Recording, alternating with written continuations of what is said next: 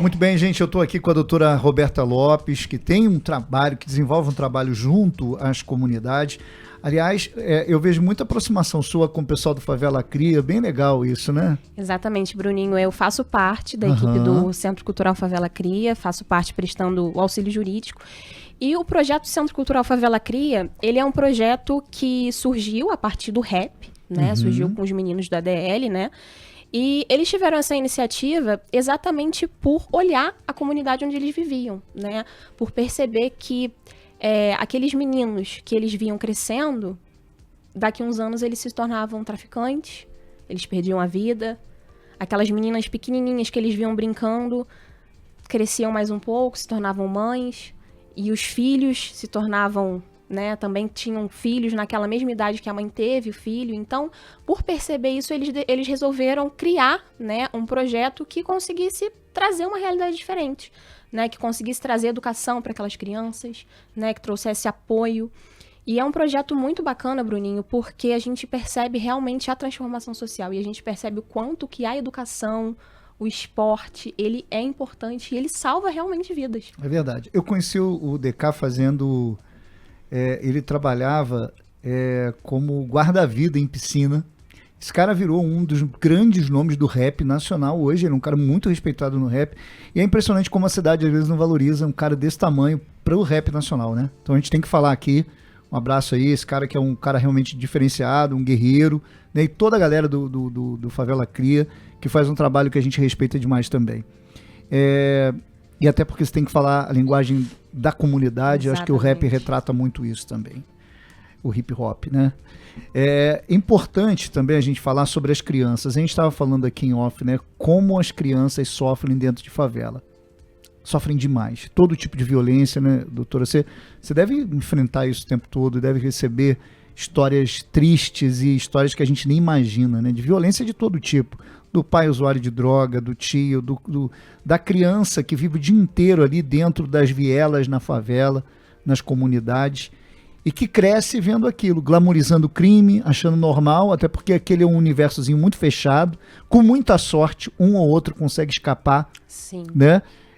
A maioria das crianças, e sobretudo hoje, as crianças são muito jovens. Uma estatística recente, meninos, os soldados do crime, Ana, cada dia mais jovens eles estão sendo cooptados pelo tráfico de drogas. Com 12 anos já estão virando soldados, já entra já naquele processo ali. E são esses garotos que vão depois virar esses bandidos com fuzil na mão. Quando não são garotos que já atiram, já estão com 15, 16 anos com fuzil na mão.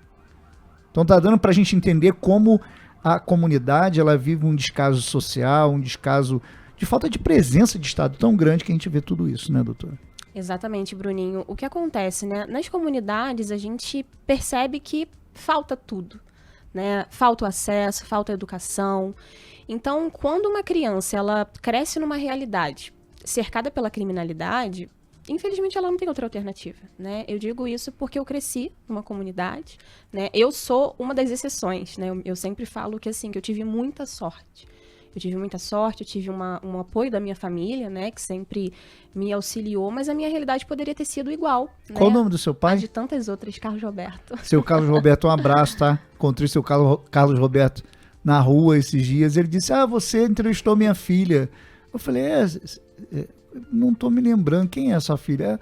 É a Roberto, ele é todo orgulhoso. Que legal, né? Deixar o pai orgulhoso deve ser algo fantástico, né? Então, assim, eu sempre falo isso, né? Eu tive sorte, né? Mas, infelizmente, outras pessoas que cresceram comigo, que estudaram comigo, elas não tiveram essa mesma realidade, né? Então, quando uma criança, ela cresce dentro de uma comunidade, né? Sem acesso à educação, né? Porque muitas das vezes você não consegue chegar no colégio, porque na sua área não tem o ensino e você precisa passar muitas vezes por confrontos, às vezes as escolas são fechadas, né? Como a gente vê muitas vezes no Rio de Janeiro, noticiar que as escolas não conseguem ter aula por conta da criminalidade, né? Por conta dessas operações. Então, aquela criança ela vai crescer se espelhando em quem? Se ela não tem nenhum exemplo perto dela para poder se inspirar. Então, ela vai crescer olhando exatamente para esse lado, né? Que é glamorizando a marginalização, né? Olhando para esses traficantes como pessoas de poder, né? Porque, infelizmente, a gente sabe que eles dentro da comunidade têm muito poder. né, causam muitos transtornos, muitos abusos para a população.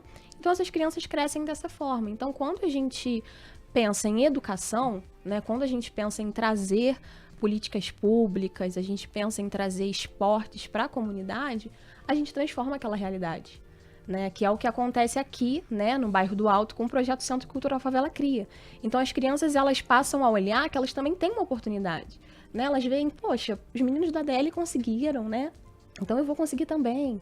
Olha, tem aqui esporte, olha, tem aqui cultura, tem aqui dança. Então, elas em percebem, vários lugares em que teve essa ocupação, essa presença social, você conseguiu reduzir de forma drástica a criminalidade. Isso é um fato. Exatamente. A criminalidade perde a sua força. Claro que no Rio de Janeiro, as favelas do Rio de Janeiro têm toda uma complexidade, dominação de milícias. O Estado não manda, né?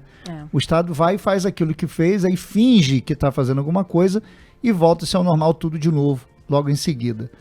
Agora, uma coisa é certa, por exemplo, a gente vê Niterói cercada ali de Itaboraí, de São Gonçalo, aonde você já vê melhorias, sobretudo em regiões onde tem mais presença de ações sociais. Maricá é um outro exemplo. Exato, também. Sim. Né? Maricá tem escola de qualidade, escola de tempo integral, e os jovens vão aprender várias coisas. Ou seja, talvez o caminho, na verdade, é esse, né? Exatamente. É pegar essa molecada toda, talvez o caminho mais curto, levar para dentro de uma educação de tempo integral, com alimentação, com prática esportiva, porque aí você vai desativando a força do crime, porque tem que ter novos soldados, né? Sim. Já que ninguém explica, doutora, como é que as armas chegam lá, e nem a droga, porque a arma não é feita lá.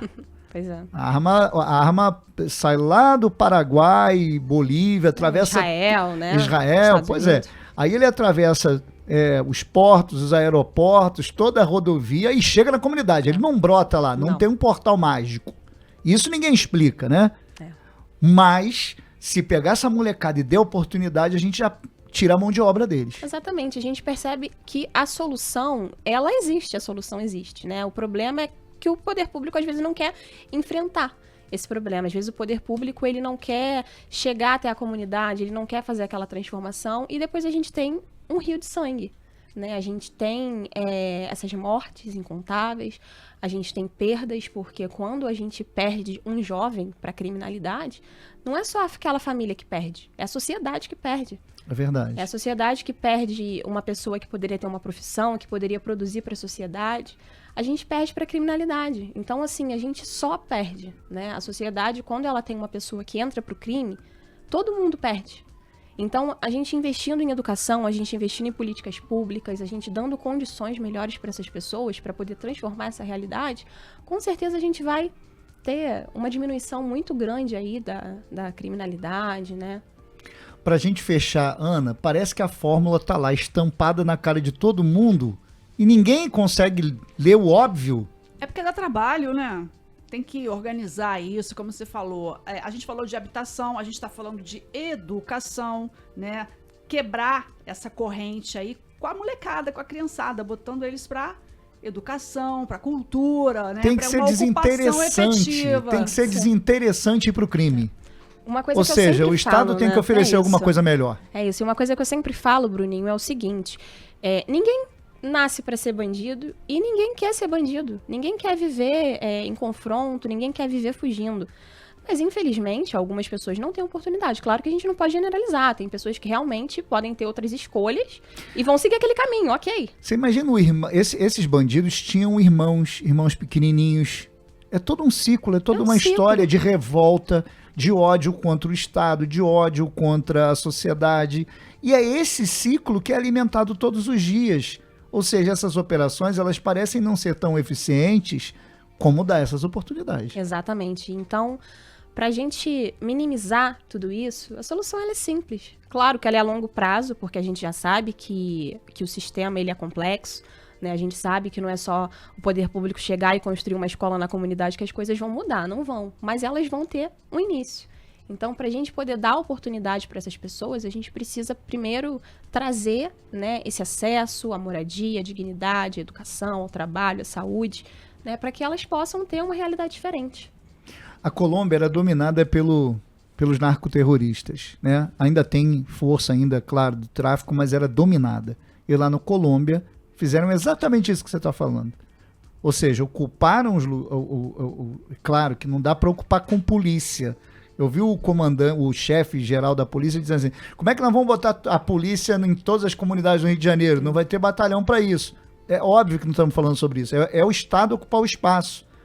Quando ocupa esse espaço, a coisa se resolve. Foi isso que aconteceu na Colômbia. E você tem várias regiões, Bogotá é um exemplo disso, que foi ocupada as favelas em Bogotá e você teve uma redução de mais de 80% da criminalidade. Ou seja, já está pronto. O formato, o modelo é pegar e trazer para cá e fazer exatamente isso.